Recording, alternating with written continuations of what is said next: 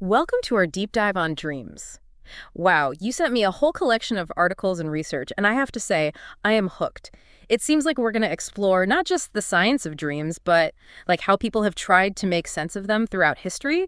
Maybe we'll even uncover if there's something more to dreams than just random brain activity while we sleep. Yeah, you're right. It's like every culture, every time period, people have always been fascinated by dreams. It's crazy, right? Just reading about the history of dream interpretation had me glued. I mean, who knew? People have been trying to figure out their dreams for centuries, right? And the thing that really got me was the link between dreams and creativity. I was reading about these big breakthroughs and aha moments that happened while people were dreaming.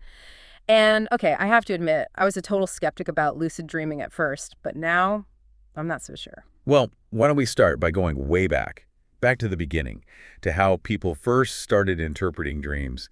It's kind of amazing how many different cultures saw dreams as messages, or prophecies, or even a window into the spiritual world. It really makes you think, right? Like Yeah. in the Bible, you've got Joseph. He interprets Pharaoh's dreams about 7 years of abundance followed by famine, and boom, he becomes this powerful figure in Egypt, all because of dreams. Exactly. And there are tons of other examples. The Muslim call to prayer, the azan, Yeah. it was inspired by a dream. Hindu scriptures say that if you dream about losing your teeth, it means someone close to you will die. Okay. Now that one is a little creepy. Actually, my grandmother used to say the same thing. It makes you wonder if those kinds of interpretations just get passed down through generations. But it's interesting how the way we look at dreams has changed. It feels like in the 19th century, things started to shift towards a more scientific approach to dreams. Definitely. You have Charles Child. His research showed how some people actually solved real-life problems in their dreams, like complex math equations. So much for dreams being just nonsense, right? Can you imagine? You're asleep doing your homework for you. Sign me up.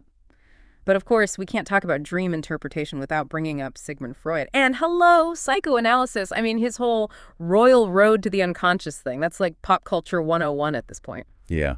And, Freud, not all his specific interpretations hold up today. Yeah. But his idea that dreams give us a glimpse into our inner world, groundbreaking. It really paved the way for researchers to dig deeper into what dreams might reveal about our thoughts and feelings. Okay, so from ancient interpretations to Freud and his theories, it's clear we've been trying to understand dreams forever. But how has science actually helped us get a handle on the biological stuff happening when we dream? Where do we even begin with that? Well, a lot of it started with the discovery of REM sleep, rapid eye movement sleep. Researchers Eugene Aserinsky and Nathaniel Kleitman, they figured out this stage of sleep was deeply connected to dreaming, like discovering a new continent on a brain map. And this was in the 1950s, right? The tools they must have had back then. It's just amazing they made such a huge discovery. But that was just the start, right? Oh yeah, just the beginning. Later, William DeMant showed that eye movements during REM sleep, it actually seemed to match up with what was happening in the dream. Like the eyes were following the dream's action, even though the body was asleep. So our brains are building these whole elaborate worlds while we sleep, and our eyes are watching it all happen. Mind-blowing. But is there any proof these dream worlds link back to what we experience when we're awake? Actually, there is, and it's fascinating. Research on rats done by Matthew Wilson showed that neurons in the hippocampus, the part of the brain for memory and spatial stuff, they seem to replay patterns from the rat's waking hours during sleep. Hold on, you're saying, like, if a rat runs a maze during the day, its brain practices the route while it sleeps? Does that mean rats dream about mazes? It's definitely possible. This research, along with Robert Stickold's work with humans, suggests that dreams might actually be helping us process and solidify our memories. Stickold found that people who play Tetris during the day were more likely to see those falling blocks in their dreams. So our dreams aren't just random noise, but a reflection of what we experience, think about, even the things we're learning. Wow. Game changer. So should we be paying closer attention to our dreams? It's something to think about for sure. Imagine this. Dreams, they can offer a window into our minds, especially the themes and emotions that keep popping up. That makes sense. A lot of the research we looked at talked about how dreams can reflect our anxieties and internal struggles. Like Calvin S. Hall and Robert Van de Castle, they did a huge analysis of dream content. And they found that a big chunk of dreams are about negative emotions like fear and aggression. Right, and these feelings often mirror what's happening in our waking lives. If someone's dealing with things like depression, addiction, or PTSD, their dreams often reflect those struggles. It's like our subconscious is working through those tough emotions, even when we're asleep. Do you think this processing could help us prepare for real life situations? It's possible. You mentioned having a bunch of vivid dreams before you ate meat for the first time. That felt like prep, right? Maybe your dreams were helping you process the emotions and anticipation surrounding that whole experience. It's funny you bring that up. Before I ate meat for the first time, I did have these dreams that felt like preparation, weirdly.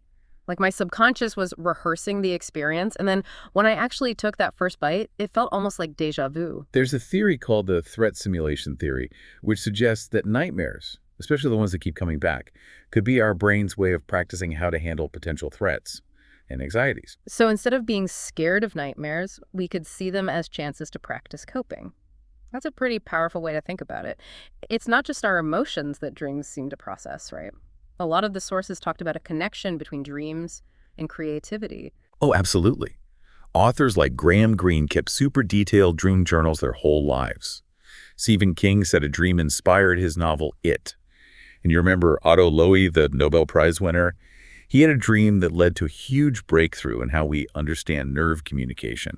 It's mind-blowing. Like, our dreams give our minds a space to make connections and come up with ideas that we can't access when we're awake, an internal brainstorming session. But is there a way to tap into this creative potential on purpose? And that's where lucid dreaming comes in. Now, I know you mentioned being a bit skeptical about this before. I was, but the whole idea of knowing you're dreaming and maybe even controlling the dream, that's got me really curious. Is there actually any scientific backing for this, or is it more of a new age thing? I was totally skeptical, I'll admit it. But the more I learn about lucid dreaming, the more I'm intrigued. Being aware you're dreaming, maybe even being in control. It's a wild idea. Yeah. So is there actual scientific support for this, or is it more like, new age stuff? It's actually more scientific than you might think. Yeah. Lucid dreaming is basically realizing you're dreaming while you're in the dream. It's like something clicks in your mind, and suddenly you know it's not real, but you're still experiencing it. And while it can just happen randomly, there are techniques to increase your chances. So it's not just a really vivid dream, it's a state where you're conscious inside the dream world. I remember reading about reality testing as one of those techniques. Exactly. Reality testing means constantly checking your surroundings during the day, asking yourself if you're dreaming or not.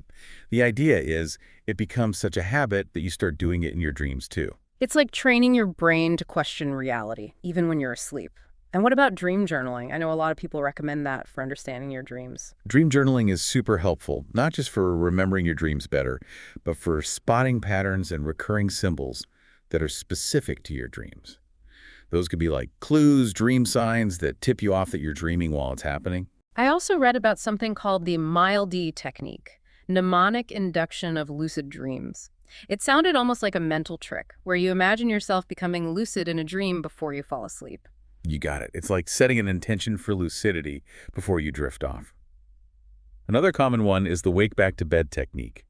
You wake up in the middle of the night, stay awake for a bit, and then go back to sleep, aiming for a lucid dream. Sounds like there are tons of approaches, but they all share that consistency. And really wanting to experience lucidity, it's not just a passive thing. You nailed it. It's a skill. It takes practice and commitment. But the really cool part is the potential benefits of lucid dreaming. Let's talk about those.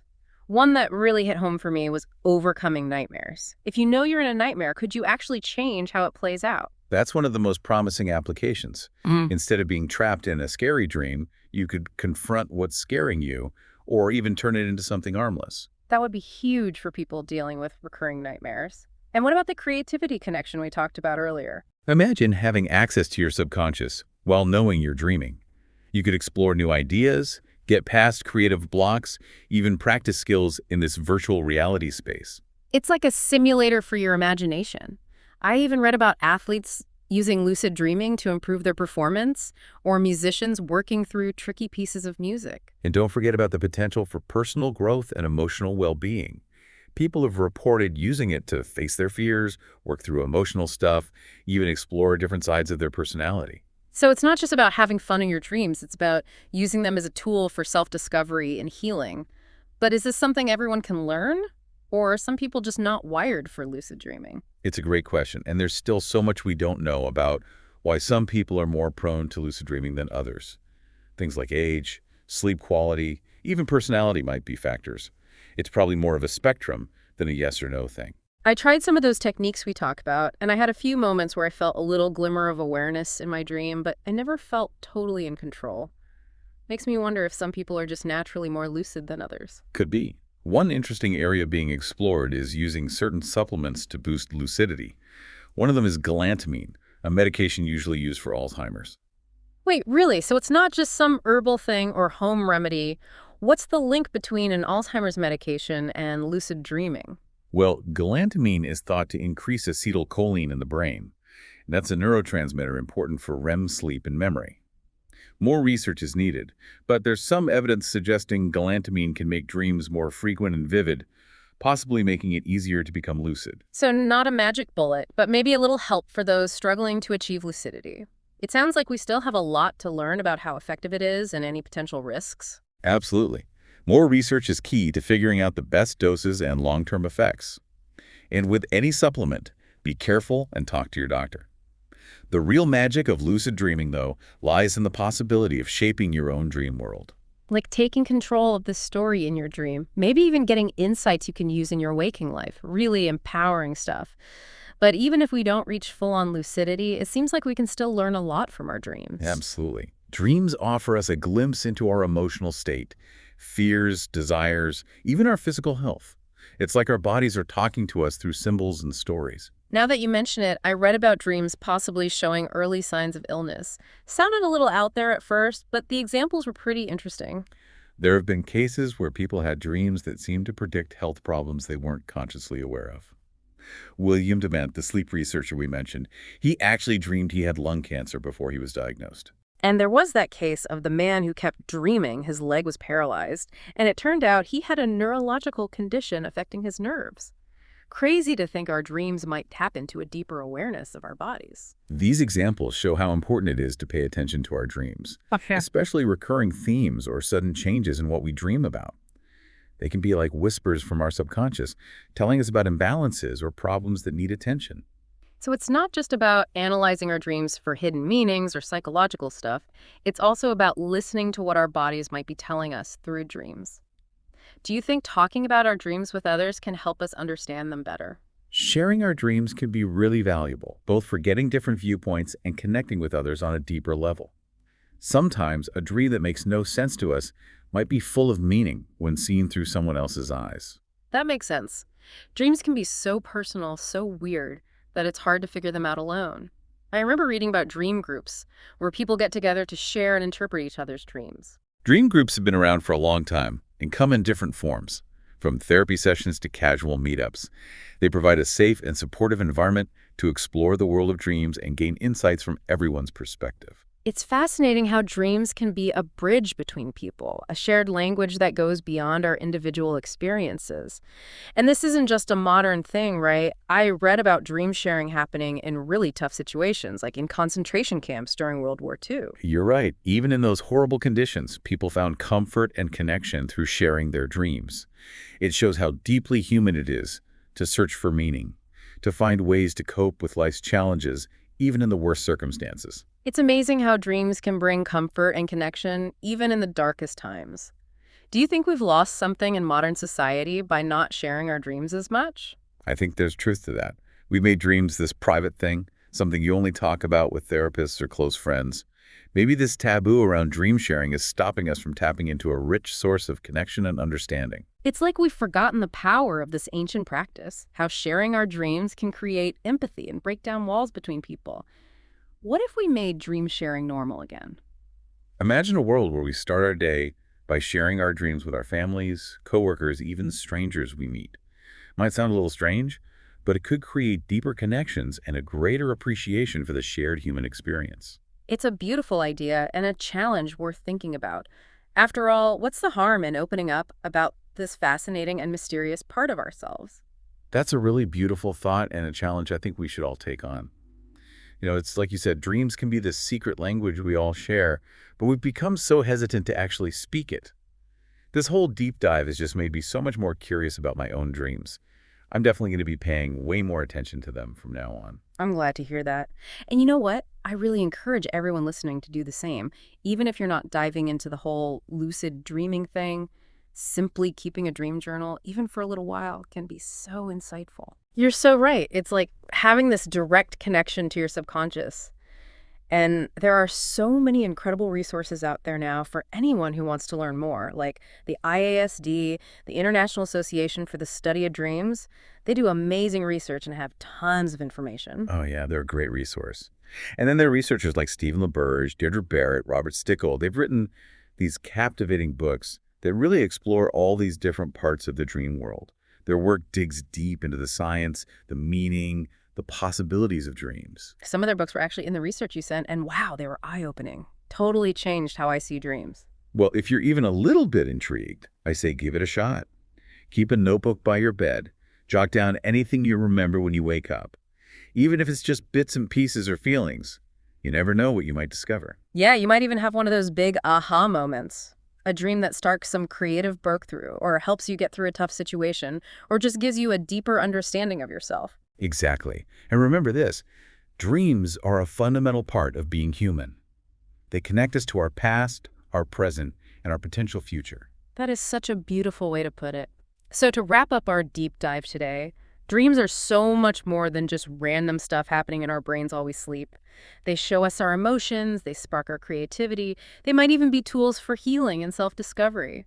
And by paying attention to our dreams, by really embracing the mystery of them, we open ourselves up to a whole new world of understanding and possibility. It feels like we've only just scratched the surface of this vast, uncharted territory of dreams. Who knows what other secrets and insights are waiting to be discovered, right? That's what makes it so exciting.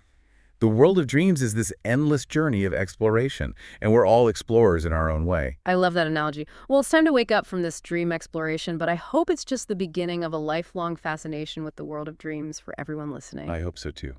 And until next time, sweet dreams. And don't forget to write them down.